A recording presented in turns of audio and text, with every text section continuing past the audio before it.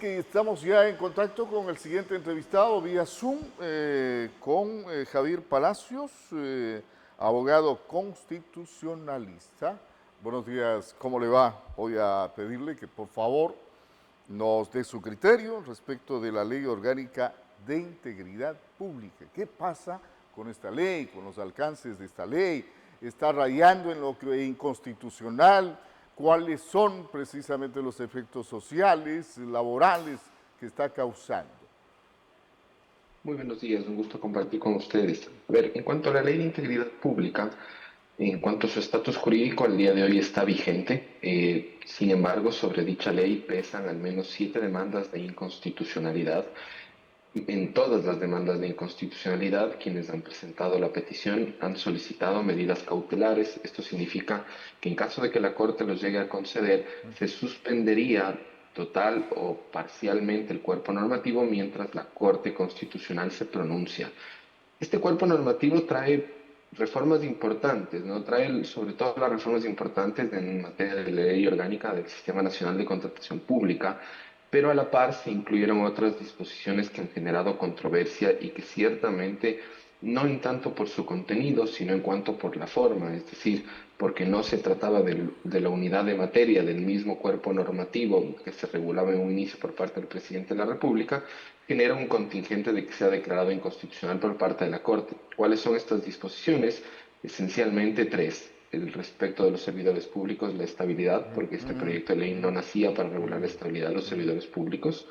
Por otra parte, también está la disposición transitoria que dispone, valga la redundancia, que las cooperativas se pueden convertir en bancos, aquellas que así lo determine la Junta de Política Monetaria y Financiera, y finalmente la declaratoria de emergencia del sector justicia. Estas disposiciones son disposiciones ajenas al objeto de la ley, que era modificar la ley orgánica del Sistema Nacional de Contratación Pública, y puede haber un contingente de que la Corte lo declare inconstitucional. A ver, pero ya el gobierno ha empezado a aplicar la ley. Ya se han empezado a dar dos despidos en el sector público en base a esta normativa. No debía esperarse el trámite en la Corte Constitucional, porque ¿qué va a pasar si la Corte declara parcialmente inconstitucional el texto de esta ley? A ver, la verdad es que el Ejecutivo lo ha empezado a emplear, de hecho ya ha dictado inclusive el reglamento de dicha norma. Ciertamente el Ejecutivo, con una posición conservadora, pudo haber sido esperar el pronunciamiento de la Corte Ah, Constitucional, pero los tiempos de la Corte Constitucional lamentablemente no son los más cortos. De allí que en realidad la labor de pronunciarse de manera célere recaerá en la Corte Constitucional, pues si la Corte no concede medidas cautelares, esto es, no suspende la disposición normativa impugnada, en realidad un pronunciamiento de la Corte, aun cuando luego lo declare inconstitucional, carecerá de eficacia. ¿Y por qué? Porque una acción de inconstitucionalidad en la Corte Constitucional tarda en sustanciarse entre 2 años a 2 años y medio. Esto significaría que ya los efectos de la disposición cuestionada se habrán consumado. claro. En esto, por ejemplo, de los despidos que se han producido, hay opiniones encontradas, hay gente que está a favor de la medida, porque claro, se hace necesario ir bajando el tamaño del Estado, el tamaño de la burocracia en el país ante unas arcas del Estado que tiene poco dinero para solventar los requerimientos que tiene la población, que tiene la ciudadanía. Y este gasto en el área burocrática es un gasto bastante considerable dentro del presupuesto general del Estado. Pero también hay lo otro respecto de las personas que salen afectadas después de haber trabajado 5 o 10 años en el sector público. De la noche a la mañana les llega una notificación que les dice, saben que ya no van a continuar laborando en esta institución. Así es, y aquí creo que vale la pena hacer un par de aclaraciones. Con independencia de la Ley de Integridad Pública, la desvinculación de servidores públicos es posible, ¿no? Esto también hay que tenerlo claro.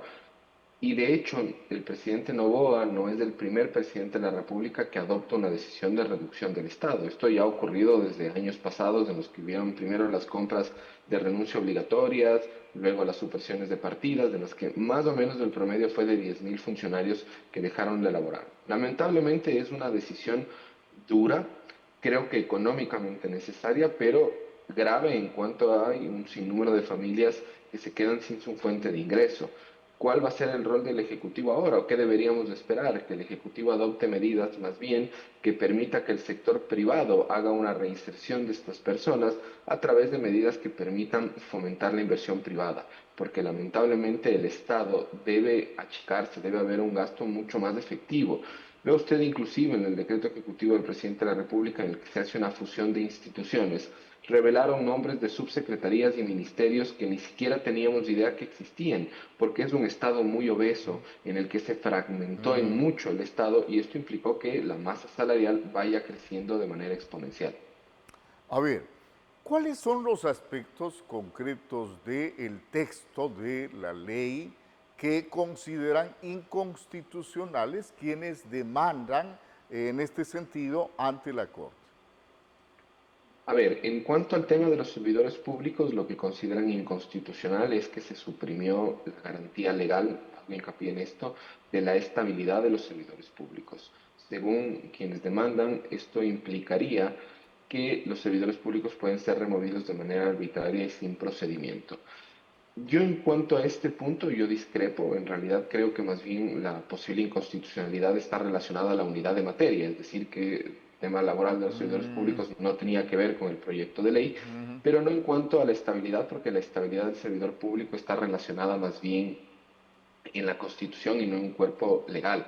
Y dicho sea de paso, la evaluación, que también se acusa que es inconstitucional, la evaluación a los servidores públicos siempre ha sido posible y siempre ha estado regulada en la ley. Lo que pasa es que no se aplicaba y lo que ahora está con la ley de integridad pública es una evaluación en 3 meses. Es decir, se hace una primera evaluación ahora, luego de 3 meses se hace una segunda evaluación y quienes obtengan un pronunciamiento o un resultado irregular, no satisfactorio de la evaluación, luego de un procedimiento administrativo pueden ser desvinculados, en realidad destituidos. A ver, según la ley de servicio público, el contrato provisional, que me parece que son los que se encuentran bajo esa figura, quienes han sido tocados con estos despidos, no puede durar mucho tiempo, ¿o sí? No, a ver, existen tres modalidades de contratación del sector público: los contratos ocasionales, los nombramientos provisionales y los nombramientos definitivos. Los contratos ocasionales, como su nombre lo indica, en realidad es para solventar necesidades emergentes. El problema es que existían servidores públicos con contratos ocasionales por más de 2, 3, 4, 5 años, cuando el tope máximo de un contrato de Ah, servicios ocasionales ah. es de 2 años, pero en una necesidad realmente emergente que no se ha justificado en la mayoría de las instituciones. Desafortunadamente, el contrato de servicios ocasionales fue utilizado en muchas ocasiones para satisfacer cuotas políticas. Y lo propio ocurría con los nombramientos provisionales. Habían personas con nombramientos provisionales por más de 10 años. Esto es impensable porque si el puesto, el cargo era indispensable, tenía que regularizarse a través de un concurso de méritos y oposición y generarse un nombramiento definitivo. Estas son las personas a las que eventualmente ocurrir una desvinculación masiva, son sobre todo las que han estado con contratos de servicios ocasionales. En cambio, la evaluación que me refería hace un momento es únicamente aplicable a las personas que tienen nombramiento definitivo. A estas personas solo se les puede restituir o separar de la institución luego de un sumario disciplinario entre las causales previstas en la ley. Una de ellas es no superar la evaluación.